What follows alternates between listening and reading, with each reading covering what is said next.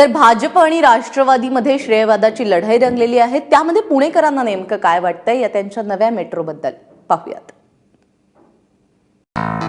मोदी आणि पवार मेट्रोत बसायला येणार नाहीये, इथं कॉमन पीपलच बसणार आहेत मेट्रोत। त्यामुळे ते नसले तरी चालतील, कॉमन माणसाच्या हाताने भूमिपूजन आणि हे मेट्रो आहे ना थेट हिंजवडी पर्यंत पण न्यायला हवी। मुंबईमध्ये 3 प्रोजेक्ट मेट्रो 1, 2, 3 होत आली, ठाण्यामध्ये, नवी मुंबईमध्ये, पण पुण्यामध्ये अजून सुरुवात, भूमिपूजनासाठी सुरुवात अशी आहे। तर भविष्यात काय होईल कोणी करो न करो 24 डिसेंबरची डेट फिक्स झाली त्या दिवशी होणार असते। फक्त एवढंच आहे की पुण्यामध्ये सगळ्यात महत्वाची गोष्ट आहे, कुठली गोष्ट प्रॉपरली होत नाही, सगळे फ्लायओव्हर डिफेक्टिव्ह आहेत। त्याच्यामुळे तुमची कुठली गोष्ट प्रॉपरली होत नाही। नो मेट्रो सुद्धा डिफेक्टिव्ह होणार। तुम्हाला जर पाहिजे आधीच म्हणताय डिफेक्टिव्ह, ऐकून घ्या, तुम्हाला तुम्ही निगेटिव्ह आधीच बोलताय। नॉट निगेटिव्ह, तुम्हाला जर पाहिजे असेल तर you go to Nagpur.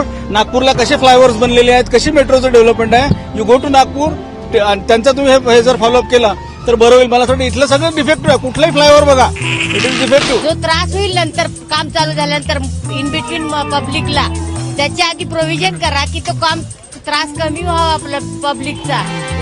Travels करताना काम चालू असल्यामुळे सगळे रस्ते ब्लॉक होणार, त्याच्या आधी प्रोव्हिजन करा आणि मेट्रोचं काम लवकरात लवकर सुरू करा ना काहीतरी खरंच लवकरात लवकर करा। 5 वर्ष 10 वर्ष नको, 4 वर्षात करा। तरी आहेत पुणेकरांच्या प्रतिक्रिया।